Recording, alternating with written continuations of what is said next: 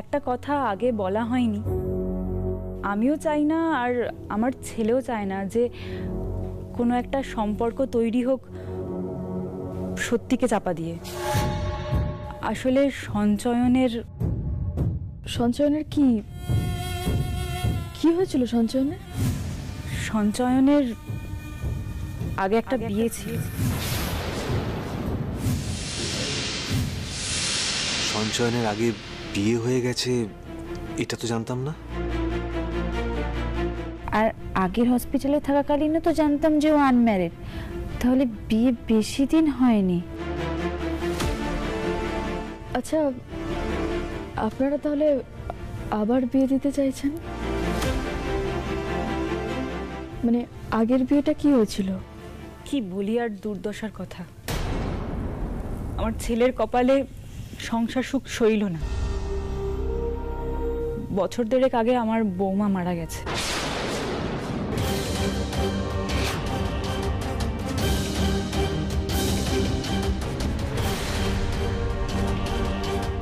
কত ধুমধাম করে কত স্বপ্ন নিয়ে ছেলেটার বিয়ে দিলাম। ছেলে ভেবেছিল বউকে রানীর মতো করে রাখবে, কিন্তু কোথা থেকে কি যে হয়ে গেল। দিদি, তুমি কান্নাকাটি করো না। দেখো, যে যাওয়ার সে তো চলেই গেছে। তুমি এভাবে কান্নাকাটি করলে সে তো আর ফিরে আসবে না, না বলো? জানেন তো, মেয়েটা 2 বছরও হয়নি আমাদের বাড়িতে সংসার করতে এসেছিল, কিন্তু হঠাৎ করে কি যে একটা কঠিন রোগ হলো, কেউ ধরতেই পারলো না। অকালে সবাইকে কাঁদিয়ে চলে গেল। সেই যে বউ মারা যাওয়ার শোক পেল, তারপর থেকে ছেলেটা আমার কেমন হয়ে গেল। বাড়ির কারোর সঙ্গে কথা বলতো না, চুপচাপ নিজের মতো থাকতো। তারপর তো নিজেকে ব্যস্ত করার জন্য আরো বেশি কাজে ব্যস্ত হয়ে গেল। সারাদিন রুগী দেখতো নাওয়া খাওয়া ভুলে, সম্পূর্ণ একটা অন্য মানুষ হয়ে গেল। যাকগে, আমার তো শান্তি হয়েছিল, কিন্তু এরা তো আবার অশান্তি ডাকতে চলে এসেছে। এখন অনেকটাই ঠিক হয়ে গেছে, মানে পুরোটাই ঠিক হয়ে গেছে। হয়তো বৌমার শোকও ভুলে গেছে, কিন্তু সঞ্চয়নকে কিছুতেই সংসারের জন্য রাজি করাতে পারছি না। আসলে এমন কাউকে পাইনি যে ওকে মন ফেরাতে পারবে সংসারে। কিন্তু গুগলি, মিতুল, আমি জানি গুগলি পারবে। এই এতদিনে কাউকে আমার পছন্দ হয়েছে, আর সেটা হলো গুগলি। আমি আমার ছেলেকে রাজি করিয়েছি।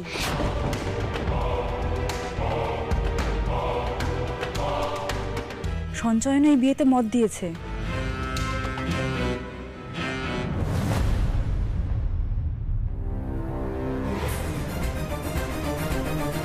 এবার তোমরা যা বলবে। অনেক আশা নিয়ে এসেছে মিতুল, একমাত্র গুগলি পারবে আমার ছেলেকে সংসারে ফেরাতে। এবার তোমরা কিছু বলো।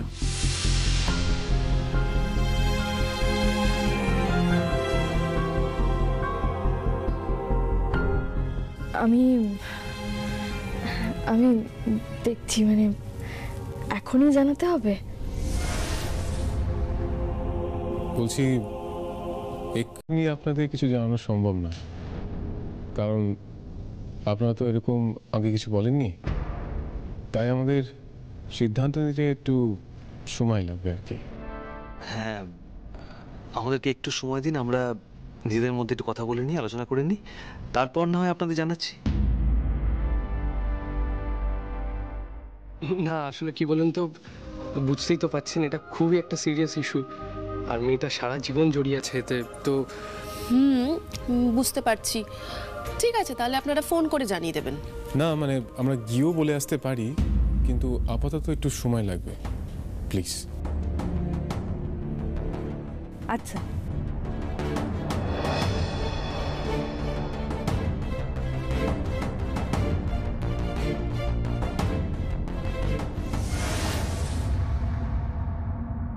মিতুল, আমি কিন্তু তোমার ফোনের অপেক্ষায় থাকবো।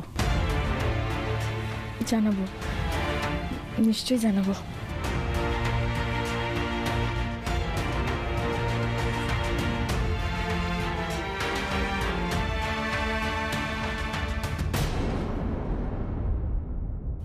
কি হলো মিতুল, তুমি নাকি সব খোঁজ নিয়েছো? এখন তো এনারা নতুন নতুন ঘটনা বলছে। তুমি বলো না, এরকম একটা পরিবারে আমাদের মেয়ের বিয়ে দেওয়া কি ঠিক হবে? দাদা ভাই, তুই মিতুলকে কিছু বলিস না। আমি তো এতদিন সঞ্চয়নকে চিনি, আমিও তো বিয়ের ব্যাপারটা জানতাম না। কি বলতো ইন্দ্র, সঞ্চয়নে আগে বিয়ে হয়ে গেছে জানলে সবার আগে আমি মিতুলকে না বলে দিতাম, এসব কথা উঠতোই না। ঠিক আছে, তাহলে ভালোই হলো। আমরা আগে থেকে সবটা জেনে গেলাম, নিশ্চিত হয়ে গেলাম যে গুগলির সাথে সঞ্চয়নের বিয়েটা আলটিমেটলি হচ্ছে না। তাহলে এই বিষয় নিয়ে বাড়িতে আর কোনো কথা হবে না, ঠিক আছে? হ্যাঁ, যা যা শুনলাম আলোচনা করার মতো কিছুই নেই। বাদ দে এসব, এক কাজ কর, যে যা নিজের অফিসে বেরো, নাহলে লোকের টেনশন মাথায় নিয়ে নিজেদের কাজেরই ক্ষতি হয়। হ্যাঁ, আমাকেও চেম্বারে বেরোতে হবে। যাক বাবা, মিতুল মায়ের মাথা থেকে এবার আমার বিয়ের ভূতটা অন্তত নামবে। হ্যাঁ, আমারও লেট হয়ে গেছে, ওদিকে সবাই বসে আছে মিটিংয়ে। মিতুল চলো। দাঁড়াও,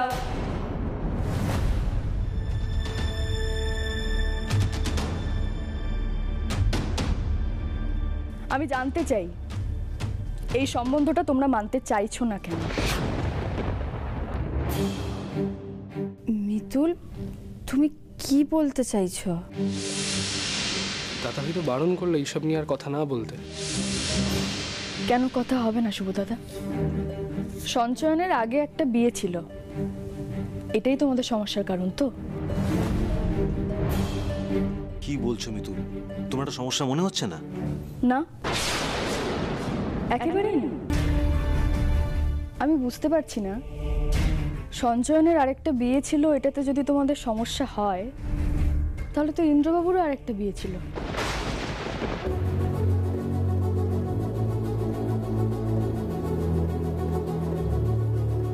তাতেও তোমাদের সবার সমস্যা হওয়ার কথা। কই, তখন তো হয়নি। আর তোমরা একটা কথা বলো, আমি ইন্দ্রবাবুকে বিয়ে করেছি তো, আমরা ভালো আছি তো। তোমাদের সবাইকে বিশ্বাস করে, ইন্দ্রবাবুকে বিশ্বাস করে বাড়িতে তো এসেছিলাম, আমাদের কোনো সমস্যা হয়নি। আমার কি সমস্যা হচ্ছে না ইন্দ্রবাবুর সমস্যা হচ্ছে বলো? না দেখো মিতুল, ব্যাপারটা সেটা নয়।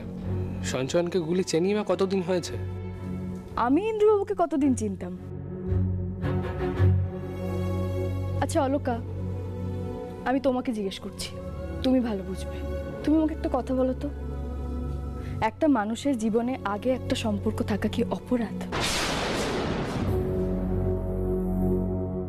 একদমই অপরাধ নয়, বরং সম্পর্কের কথা লুকিয়ে রাখাটা অপরাধ।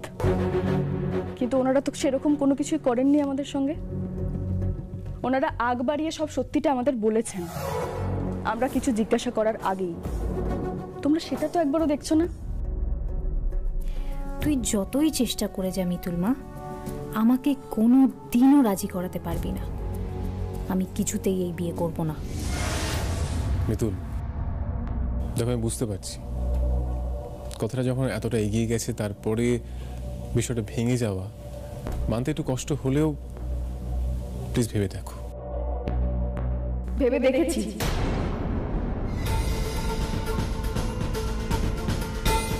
সমস্ত বিষয় আমি খুঁটিয়ে দেখেছি। তুমি ভাবো ইন্দ্রবাবু, যে পরিবারের মহিলারা সন্তান না হওয়াটাকে কোনো নারীর দোষ হিসেবে দেখেন না, যে পরিবারের প্রত্যেকটা মানুষের মধ্যে এত মিল, এত সদ্ভাব, যে পরিবারের বড় বউ এত বয়স হয়ে যাওয়া সত্ত্বেও নিজের শাশুড়ি মাকে মাথায় তুলে রাখে, নিজের ছেলেকে সুশিক্ষা দেন যেন লোভ না করে 5 টাকায় চিকিৎসা করে দেয়, গুগলি সেই পরিবার নিয়ে ভাবা উচিত। গুগলির জীবন সঙ্গী হিসেবে সেই পরিবারের ছেলেকেই বেছে নেওয়া উচিত। সেই পরিবারের গুণ যোগ্যতাকে গুরুত্ব দেওয়া উচিত, অতীতের কোনো দুর্ঘটনাকে নয়। মিতুল একটা বিষয় ভেবে দেখো, গুগলি থেকে সঞ্চয়ন অনেকটা বড়, মানে মানছি, ওকে দেখে বোঝা যায় না। ওর যে 2 বছর হয়েছে, বিয়ে হয়েছে, 1.5 বছর স্ত্রী মারা গেছে, তো বুঝতে পারছো মানে অ্যাডজাস্ট করবে কি? আমি বুঝতে পারছি না তুমি কেন বয়স নিয়ে কথা বলছো। আমাদের বয়সের ফারাকটা ভাবো। বিয়ে করেছি তো, সুখী আছি তো, ভালো আছি তো, ভালোবাসা কি কম আছে এতটুকু? তবু মানে বাবা হিসেবে কি চিন্তা হয় না? মানে ও যদি ওখানে গিয়ে ভালো না থাকে, বিপদে পড়ে, ও যদি সুখী না হয়, চিরকাল কে সুখী হয় বলো তো ইন্দ্রবাবু?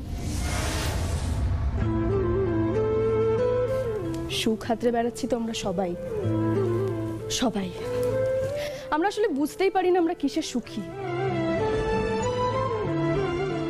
আমরা শুধু হাতড়ে বেড়াই, অথচ সুখ নিজে থেকে সেদিনই আমাদের হাতে এসে ধরা দেবে, যেদিন আমরা বুঝতে পারবো আমরা সুখী কিসে।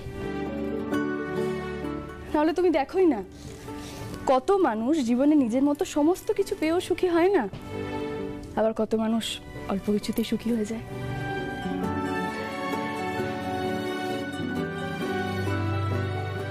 আমার মনে হয় বুবলি যদি নিজের ভালোটা বুঝতে পারে, যদি সঞ্চয়নকে চিনতে পারে আর মানিয়ে নিতে পারে, তাহলে ও সুখী হবে।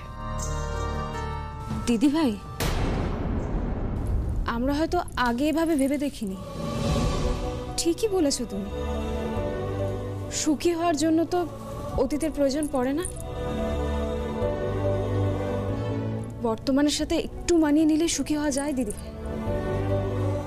একদমই তাই। আর সঞ্চয়ন যা সেন্সেবল, যা কেয়ারিং ছেলে, আমার মনে হয় গুগলির সাথে মানিয়ে নিতে কোনো সমস্যা হবে না। বেশ, আমাদের না হয় বুঝিয়ে দিলে। মিতুল, তুমি গুগলিকে বোঝাতে পারবে তো? গুগলি যদি রাজি না হয়, আর গুগলি যতক্ষণ রাজি হচ্ছে না, আমরা কিন্তু ওদের বাড়িতে কিচ্ছু জানতে পারবো না।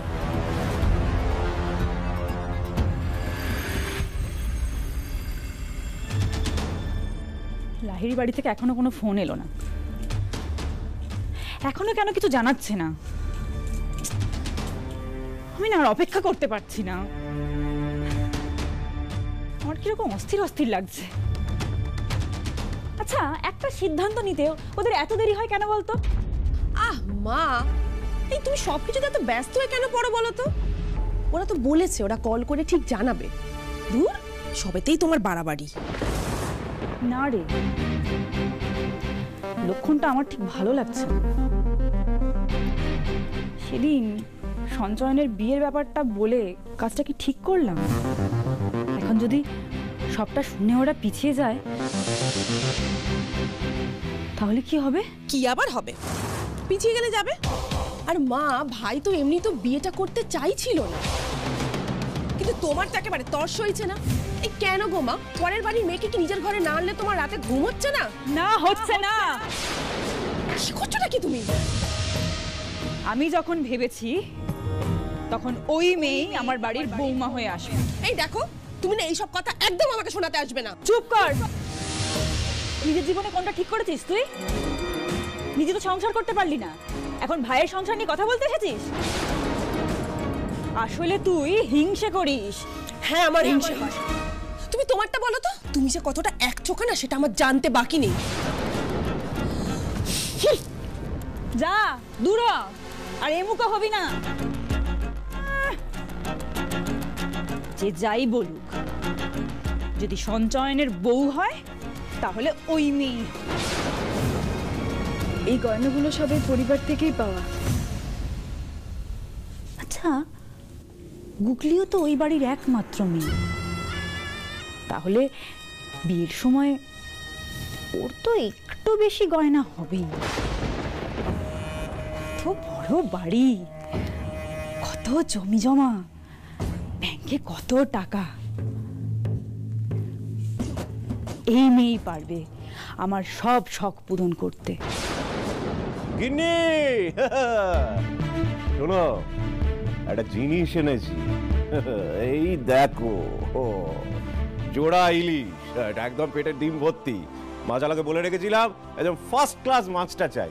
কি জিনিস দিয়েছে দেখ। আমি মরছি আমার জ্বালায়, উনি জোড়া ইলিশ এনে বসে আছে। যত সব।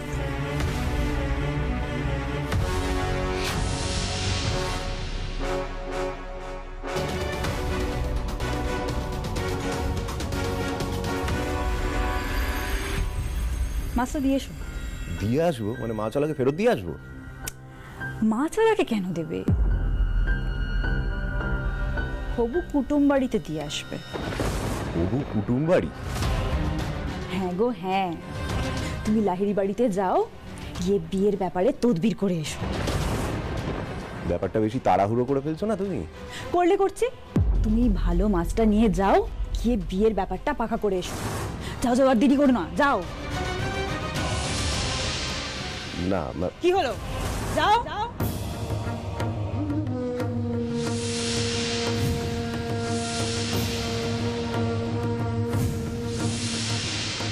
বাবাকে তদবির করতে পাঠালো তো, খুব ভালো, বাবা সবটা কেচিয়ে দিয়ে চলে আসবে।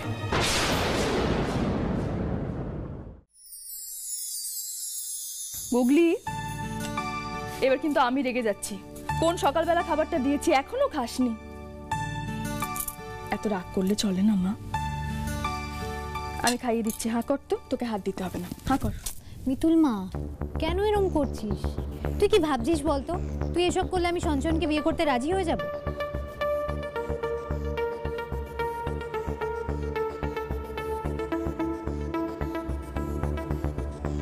আমার চোখে চোখ রেখে একটা কথা বলতো, সত্যিই তো সঞ্চয়নকে পছন্দ হয়নি? সঞ্চয়নের জন্য তোর মনে এতটুকু জায়গা তৈরি হয়নি? মিতুল মা, কেউ ভালো ডাক্তার মানে কি তাকে লাইফ পার্টনার হিসেবেও ভালো লাগতে হবে? তার তো কোনো মানে নেই। শুধু ভালো ডাক্তার, ভালো মানুষ নয় সঞ্চয়ন। গুগলি, সেদিন আমাদের এত বড় বিপদে ও যদি তোর পাশে না থাকতো, তোর কি অবস্থা হতো একবার ভেবে দেখেছিস? শুধু ভোলে বাবাই জানে সে কথা। মিতুল মা, আমি ছোট থেকেই দেখেছি আমার মাকে সকলকে বিপদে আপদে সাহায্য করতে, বড় হয়ে দেখেছি বাবাকেও সবাইকে বিপদে সাহায্য করতে, সেটা চেনা হোক অচেনা হোক, জানা হোক অজানা হোক। এটা আমার কাছে এমন কোনো বড় ব্যাপার নয়।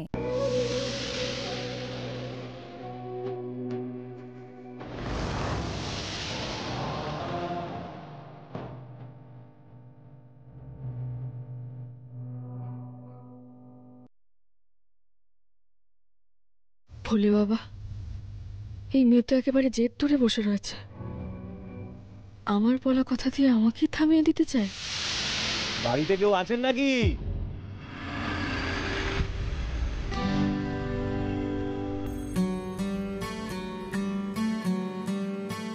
বাড়িতে কেউ আছেন নাকি? এই তো। আচ্ছা, লাহিড়ী বাবু কোথায়? তাকে দেখছি না তো, অফিসে গেছেন নাকি? নিন ধরুন। এ কি আপনি হঠাৎ এভাবে? হঠাৎ করেই তো এটা পেলাম, তাই নিয়ে চলে এলাম। তাছাড়া এইসব জিনিস তো সচরাচর পাওয়া যায় না, একেবারে ফ্রেশ মাছ। ওই বাজারের ওখান থেকে আসছিলাম, দেখলাম, নিয়ে নিলাম। দারুণ ইলিশ। আপনি আবার এই সমস্ত কেন আনতে গেছেন বলুন তো? আমরা এটা নিতে পারবো না, কিছু মনে করবেন না। না না, নিতে তো আপনাকে হবেই। গাঁটের পয়সা খরচ করে এই মাছ এত রাস্তা বয়ে দিতে এলাম, নিতে হবেই। আর তাছাড়া এটা তো আবার নজরানা। নজরানা? কিসের নজরানা? নিজের মুখে কি করে বলি বলো তো? আসলে সেদিন ওই লাহিড়ী বাবুর সাথে দাবা খেলায় আমি হেরে গিয়েছি। মানে ব্যাপারটা দাঁড়ালো, উনি হলেন জয়ী রাজা আর আমি হলাম পরাজিত রাজা। তাই আমার তরফ থেকে ওনাকে এটা হলো নজরান। বুঝেছি, ইনিও বিয়ের ব্যাপারেই আলোচনা করতে এসেছেন। তোমাকে তো এটা নিতেই হবে, নইলে খেলার নিয়ম ব্রেক হবে। দুই রাজাই ভয়ঙ্কর রেগে যাবে। নাও নাও নাও নাও, ধরো ধরো ধরো। ঠিক আছে ঠিক আছে। পঞ্চাদা, আসি মিতুল দিদি। নাও এগুলো ধরো তো। হ্যাঁ, দাও দাও দাও। সবই তো বুঝলাম, কিন্তু আপনাকেও তো না খাইয়ে কোথাও ছাড়ছি না। মানে পরাজিত রাজাকেও তো খেয়ে তারপর না না না না না, কেলেঙ্কারি কাণ্ড হবে। গিন্নি রেগে গিয়ে বাড়ি মাথায় তুলবে একদম। এদিকে আমাদের রাজামশাই তো খুব রাগ করবেন আপনাকে না খাইয়ে ছেড়ে দিয়েছি শুনলে। এই দেখো পঞ্চাদা। আসি মিতুল দিদি। শোনো, তুমি কোনো চিন্তা করো না, আমি যাই, দরজাটা বরং বন্ধ করে দিয়েছি। শোনো, এই এবার এই মাছের ভাজা, মাছের ঝোল, মাছের তেল, সর্ষে ভাপা সমস্ত কিছু আমি বানাবো, আর আপনাকে সব কটা খেতে হবে। না খাইয়ে কিন্তু কোথাও যেতে দিচ্ছি না। তুমি কোনো চিন্তা করো না মিতুল দিদি, আমি সব ঠিক করে রেখেছি যে কি কি রান্না করব। আর আমি বানাবো মুড়ি ঘন্ট। আমার মায়ের কাছ থেকে রেসিপিটা রপ্ত করেছি, দেখবেন কেমন। বাবা, এ তো যা শুনছি দেখছি মাঝে মধ্যেই এসে এ বাড়িতে আমায় বন্দি হতে হবে। আর এখানে বন্দি হওয়ার জন্য কিন্তু আরো কয়েকদান দাবা খেলতে হয়। হ্যাঁ, এই গুগলি, ইন্দ্রবাবুকে একটা ফোন করতো, বল সুব্রত দা এসেছেন, এক্ষুনি যেন তাড়াতাড়ি চলে আসে বাড়িতে। দেখবেন না, এই দাবা খেলার কথা শুনেই সব কিছু ফেলে চলে আসবে। আমি বরং অর্ককে একবার ফোন করে দিই। হ্যাঁ, আর শুভদাদাকে আর অলকাকেও আসতে বলো, সবাই মিলে বেশ জমিয়ে আড্ডা দেওয়া যাবে। আচ্ছা, কি রে দাঁড়িয়ে রইলি কেন? চল, রান্না করতে হবে তো। চলো চলো চলো চলো। আপনি বাড়িতে জানিয়ে দিন না, ফিরতে দেরি হবে, নাহলে সবাই আবার টেনশন করবে। হ্যাঁ, সে নয় জানিয়ে দেবো, কিন্তু তোমার সাথে আমার কিছু জরুরি কথা আছে। জরুরি কথা? হ্যাঁ, আসুন না, বসুন, বসে কথা বলা যাবে।